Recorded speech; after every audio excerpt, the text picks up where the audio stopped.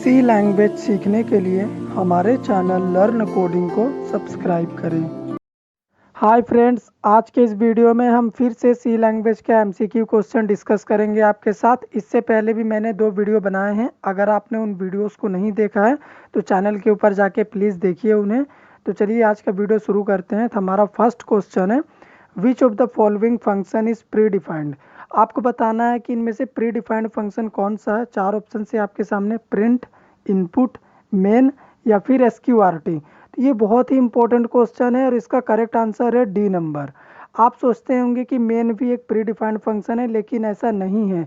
Main एक user defined function है। तो यहाँ पे हमारा SQRT D number option correct हुआ। हमारा अगला क्वेश्चन है, difference between ASCII value of upper and lower case of the same letter is. अगर आपको एक सेम लेटर का ही आस्की वैल्यू बोले कोई जो अपर केस और लोअर केस में हो, मतलब कैपिटल ए और स्मॉल ए के बीच में जो आस्की वैल्यू का डिफरेंस है वो कितना है। तो यहाँ पे हमारा करेक्ट आंसर होगा बी नंबर। 32 का डिफरेंस होता है किसी भी सेम कैरेक्टर में आस्की वैल्यू में, अगर अपर से लोअर केस में हम कन्वर्ट करें तब। हमारा अगला क्वेश्चन है, what is the size of struct always. हम जो स्ट्रक्चर बनाते हैं अपने प्रोग्राम में उसका साइज हमेशा क्या होता है, equals to its biggest data member size, equal to sum of all its data member size, equal to its smallest data member size या फिर नन। तो यहाँ पे हमारा बी नंबर करेक्ट आंसर होगा। स्ट्रक्ट का साइज हमेशा जितने भी स्ट्रक्ट में डेटा मेंबर होते हैं उनके साइज का एडिशन के बराबर होता है। हमारा अगला क्वेश्चन है, यहाँ पे एक प्रोग्राम है, आपको क्या करना है, इसका आउटपुट बताना। तो यहाँ पे एक कॉन्स्ट नाम का वेरिएबल है एन, जिसमें मैंने वैल्यू सेट कर दिया है 5। आप देख सकते हैं अगर मैं यहाँ पे एन की वैल्यू को इंक्रीज करूँ और एन को जब मैं प्रिंट करूँगा तो आपको बताना है कि इसका आउटपुट क्या आएगा। 4 ऑप्शन से यहाँ पे 5, 6, एरर आएगा या फिर इनमें से कोई नहीं। तो यहाँ पे हमारा करेक्ट आंसर होगा सी नंबर। यहाँ पे एक एरर आएगा। क्यों एरर आएगा, क्योंकि हमने अगर किसी वेरिएबल को कॉन्स्ट बना दिया सी लैंग्वेज में कॉन्स्ट कीवर्ड यूज़ करके, तो उसकी वैल्यू को हम आगे फिर चेंज नहीं कर सकते, वो फिक्स हो जाता है। हमारा अगला क्वेश्चन है, यहाँ पे भी एक प्रोग्राम है, आप देख सकते हैं एक आई नाम का वेरिएबल है जिसमें वैल्यू सेट है 1। हमने 1 इनिशलाइज करा दिया। इसमें एक कंडीशन मैंने पुट करा है यहाँ पे आई प्लस प्लस, मतलब अभी यहाँ पे आई का वैल्यू 1 है, ठीक है। उसके बाद यहाँ पे क्या हो जाएगा, यहाँ पे आई का वैल्यू हो जाएगा 2, क्योंकि यहाँ पे आई का वैल्यू 1 था, उसके बाद इंक्रीज होके क्या हो गया 2 हो गया पोस्ट इंक्रीमेंट के कारण। यहाँ पे क्या होगा 2 इक्वल इक्वल 1, हमारा कंडीशन फॉल्स हो गया। तो आपको बताना है इसका आउटपुट क्या आएगा। तो यहाँ पे हमारा बी नंबर करेक्ट आंसर होगा। यहाँ पे फॉल्स इसका करेक्ट आंसर है। आप प्रोग्राम्स को करके चेक भी कर सकते हैं। हमारा अगला क्वेश्चन है, which data type will throw an error when we perform modulus operation. अगर आप किस डेटा टाइप में मॉडुलस ऑपरेशन परफॉर्म करा देते हैं तो आपको एरर शो होगा, इंट, शॉर्ट, फ्लोट या फिर इनमें से सभी में। तो यहाँ पे हमारा सी नंबर करेक्ट आंसर होगा। हम मॉडुलस ऑपरेशन को फ्लोट डेटा टाइप के साथ परफॉर्म नहीं करा सकते, क्योंकि मॉडुलस में जो भी रिजल्ट आता है इंटीजर के फॉर्म में आता है। तो अगर आप फ्लोट में उसे कंसीडर करेंगे तो आपको एरर शो करेगा। हमारा अगला क्वेश्चन है, float occupy how many bytes in memory. हमारा जो फ्लोट डेटा टाइप होता है वो कितने बाइट्स की मेमोरी लेता है। तो यहाँ पे 4 ऑप्शन से 0 बाइट, 1 बाइट, 2 बाइट्स या फिर 4 बाइट्स। तो यहाँ पे हमारा डी नंबर करेक्ट आंसर होगा। फ्लोट डेटा टाइप किसी भी कंपाइलर में आप रन कराइएगा 4 बाइट्स का ही मेमोरी लेता है, इसका 4 बाइट्स ही आंसर आएगा। हमारा अगला क्वेश्चन है, C language is which language subset. हमारा जो सी लैंग्वेज है वो किस लैंग्वेज का सबसेट है। यहाँ पे 4 ऑप्शन से जावा, पाइथन, सी प्लस प्लस या फिर सी शार्प।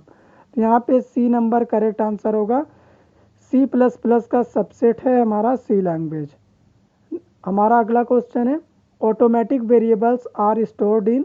4 ऑप्शन से stack memory, heap memory, register में या फिर इनमें से कोई नहीं।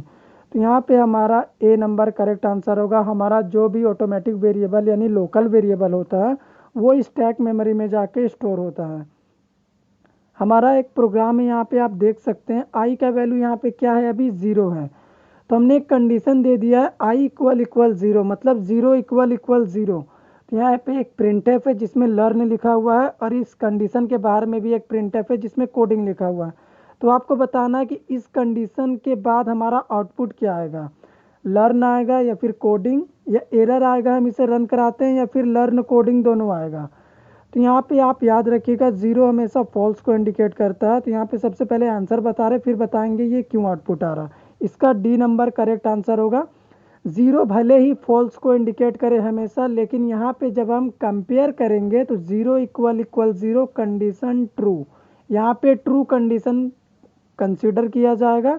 तो लर्न प्रिंट होगा, उसके बाद कोडिंग भी प्रिंट हो जाएगा। तो यहाँ पे डी नंबर करेक्ट आंसर हुआ। हमारा अगला क्वेश्चन है, एन अनइनिशलाइज्ड पॉइंटर इज कॉल्ड, यानी ऐसा पॉइंटर जिसे हम इनिशलाइज नहीं करते। हम पॉइंटर बनाए हैं लेकिन उसमें कोई भी वैल्यू इनिशलाइज नहीं करे हैं, तो उस पॉइंटर को हम क्या कहते हैं। चार ऑप्शन से यहाँ पे void pointer, null pointer, dangling pointer या फिर वाइल्ड पॉइंटर। तो यहाँ पे हमारा डी नंबर करेक्ट आंसर होगा। अगर हम कोई पॉइंटर बनाएं और उसमें कोई भी वैल्यू इनिशलाइज नहीं करे तो वो पॉइंटर हो जाएगा हमारा वाइल्ड पॉइंटर।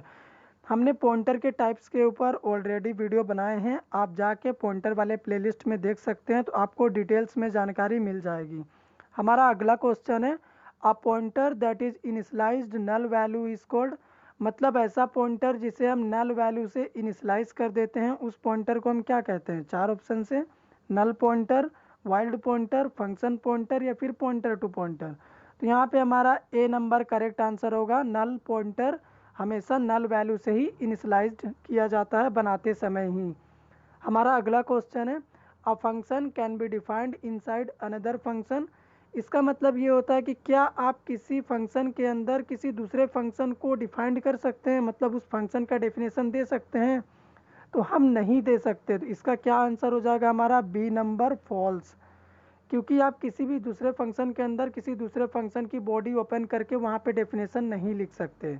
हमारा अगला क्वेश्चन है, a function can be called inside a another function, क्या हम किसी फंक्शन के अंदर किसी दूसरे फंक्शन को कॉल कर सकते हैं। चार ऑप्शन से यहाँ पे true, false, none, both, A and B.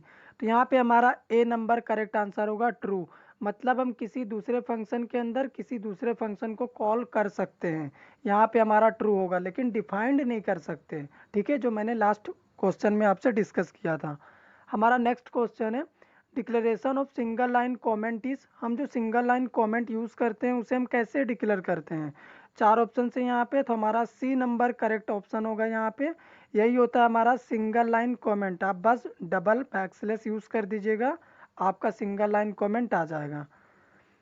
हमारा अगला क्वेश्चन है, how many type of comments are in C, C language में कितने टाइप्स के कमेंट होते हैं, 1, 2, 3 या फिर 4। तो यहाँ पे हमारा बी नंबर करेक्ट आंसर होगा। टू टाइप्स के कमेंट होते हैं सी लैंग्वेज में, सिंगल लाइन कमेंट और मल्टीपल लाइन कमेंट। हमारा अगला क्वेश्चन है, the maximum number of arguments that can be passed in a single function, आप एक सिंगल फंक्शन से मैक्सिमम कितने आर्ग्यूमेंट को पास कर सकते हैं। चार ऑप्शन से 127, 0, 255 या फिर 253। तो यहाँ पे डी नंबर करेक्ट आंसर होगा, 253 आर्ग्यूमेंट को हम पास कर सकते हैं किसी एक सिंगल फंक्शन से सी लैंग्वेज में। हमारा अगला क्वेश्चन है, how many types of assignment operator in C, C language में कितने टाइप के असाइनमेंट ऑपरेटर होते हैं। चार ऑप्शन से यहाँ पे, हमारा करेक्ट आंसर होगा टू टाइप्स के असाइनमेंट ऑपरेटर होते हैं, सिंगल असाइनमेंट ऑपरेटर और कंपाउंड असाइनमेंट ऑपरेटर, इसीलिए हमारा बी नंबर करेक्ट आंसर हुआ। हमारा अगला क्वेश्चन है, the format identifier percent I is used for which data type, किस डेटा टाइप के लिए हम परसेंट आई फॉर्मेट आइडेंटिफायर यूज़ करते हैं, इंट, डबल, कैर या फिर फ्लोट। तो यहाँ पे ए नंबर करेक्ट आंसर होगा, हम इंट के लिए फॉर्मेट आइडेंटिफायर परसेंट आई यूज़ करते हैं और परसेंट डी भी हम इंट के लिए ही करते हैं। तो यहाँ पे ए नंबर करेक्ट आंसर होगा। हमारा अगला क्वेश्चन है, एवरी फंक्शन मस्ट रिटर्न ए वैल्यू, क्या सभी फंक्शन का वैल्यू रिटर्न कंपलसरी होता है। चार ऑप्शन से यहाँ पे यस, नो, कैन नॉट से या फिर नन।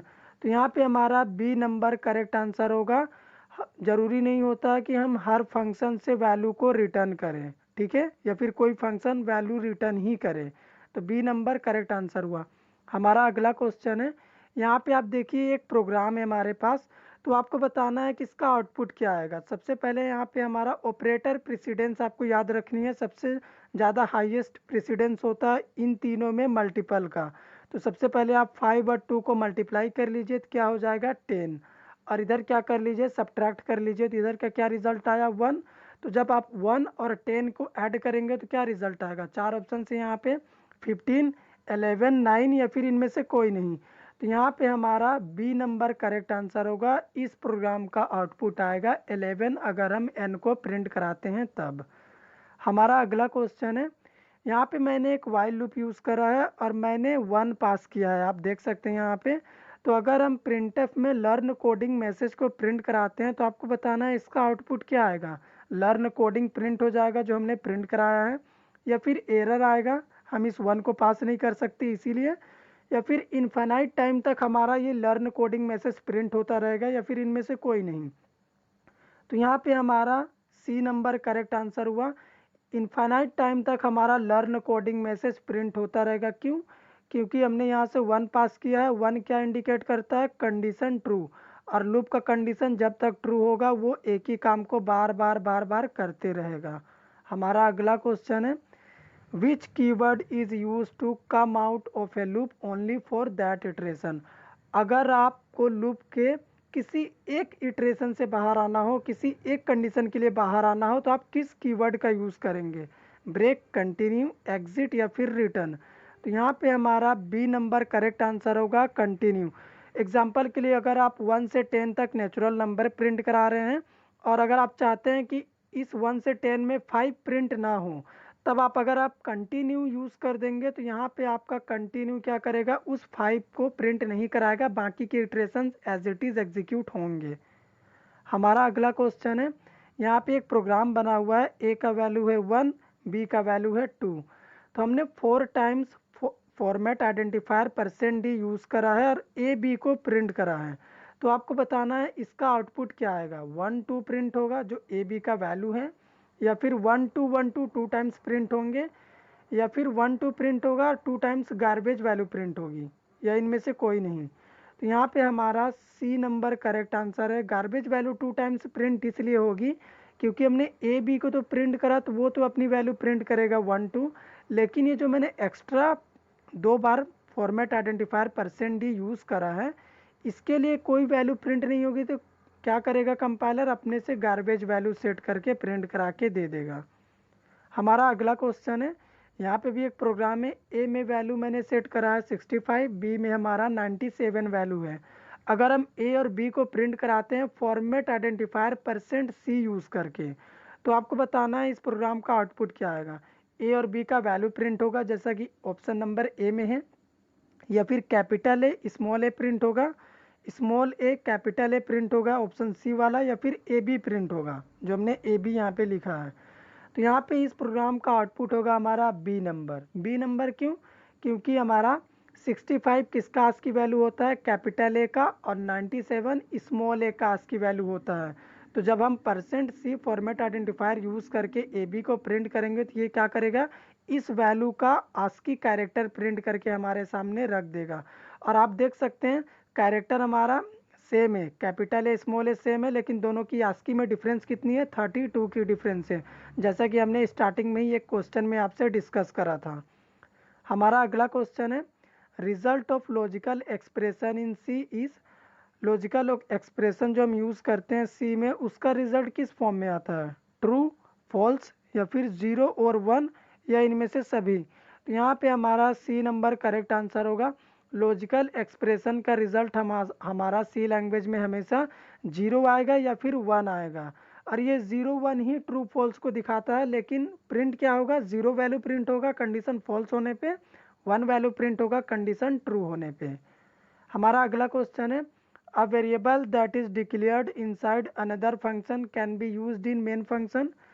ऐसा कोई वेरिएबल जो किसी दूसरे फंक्शन में डिक्लेयर किया गया है, तो क्या हम उस वेरिएबल को अपने मेन फंक्शन में यूज़ कर सकते हैं। चार ऑप्शन से yes, no, only for that function, यानी केवल हम उसी फंक्शन में यूज़ कर सकते हैं जहाँ पे डिक्लेयर किया गया है, या फिर both A and B, both B and C. आप ऑप्शन नंबर डी में देख सकते हैं बी एंड सी है। तो यहाँ पे इसका डी नंबर करेक्ट आंसर होगा। ये क्यों करेक्ट आंसर होगा, क्योंकि अगर हम कोई वेरिएबल को किसी दूसरे फंक्शन में डिक्लेयर कर दे तो सबसे पहले हम उसे मेन फंक्शन में एक्सेस नहीं कर सकते, यूज़ नहीं कर सकते। तो यहाँ पे बी नंबर करेक्ट आंसर हुआ। और हम उस वेरिएबल को जहाँ पे हम डिक्लेयर करेंगे जिस फंक्शन में, उस फंक्शन में ही यूज़ कर सकते हैं। तो यहाँ पे सी नंबर भी करेक्ट हुआ, इसीलिए बी एंड सी। हमारा अगला क्वेश्चन है C preprocessors are specified with. हम जो सी में प्री प्रोसेसर यूज़ करते हैं उसे हम किस सिंबल से स्पेसिफाइड करते हैं? Dollar, scope resolution operator, semi colon या फिर हैज सिंबल से? तो यहाँ पे हमारा डी नंबर करेक्ट आंसर होगा। हैज सिंबल से ही हम प्री प्रोसेसर को सी लैंग्वेज में स्पेसिफाइड करते हैं। हमारा अगला क्वेश्चन है how many type of macros in C. C language में कितने टाइप के मैक्रो होते हैं? ठीक है, 1, 2, 3 या फिर नो एनी मैक्रोज, कोई मैक्रो नहीं होता। तो यहाँ पे हमारा ऑप्शन नंबर बी करेक्ट होगा। दो तरह के मैक्रोज होते हैं सी लैंग्वेज में, फंक्शन लाइक मैक्रो और ऑब्जेक्ट लाइक मैक्रो। मैंने इसके ऊपर भी वीडियो बनाए हैं, आप जाके चैनल्स के ऊपर देख सकते हैं। हमारा अगला क्वेश्चन है और ये आज का हमारा लास्ट क्वेश्चन होगा which loop is best to perform the operation then test the condition. मतलब आपको बताना है कि कौन सा बेस्ट लूप होगा अगर आपको सबसे पहले ऑपरेशन को परफॉर्म करा लेना हो, उसके बाद कंडीशन चेक करना हो, तो उस कंडीशन में कौन सा लूप बेस्ट होगा? For loop, while loop, do while loop या फिर नो एनी लूप? तो यहाँ पे हमारा सी नंबर करेक्ट आंसर होगा, do while loop. Do while loop में हम क्या करते हैं, सबसे पहले हमारा जो भी लॉजिक होता है वो एग्जीक्यूट हो जाता है लूप बॉडी का, उसके बाद हम कंडीशन टेस्ट करते हैं। तो ये हमारा सी नंबर करेक्ट आंसर हुआ। डू वाइल लूप में एक बार लूप बॉडी एग्जीक्यूट करता ही है, फिर चाहे कंडीशन फॉल्स ही क्यों ना हो। तो ये थे हमारे सी लैंग्वेज के सुपर 30 एमसीक्यू क्वेश्चन। वीडियो को लास्ट तक देखने के लिए आप सभी का बहुत बहुत धन्यवाद। गाइस, आपसे एक बात डिस्कस करनी है। मेरा एक सेकंड चैनल है की पॉइंट्स एजुकेशन। आपको क्या करना है, इस चैनल पे जाना है, वहाँ पे आपको कंप्यूटर्स के बारे में और इंग्लिश के बारे में डिटेल्स में जानकारी दी जा रही है। तो आप जाके प्लीज़ उस चैनल को विजिट करिए और सब्सक्राइब कर दीजिए। Thank you.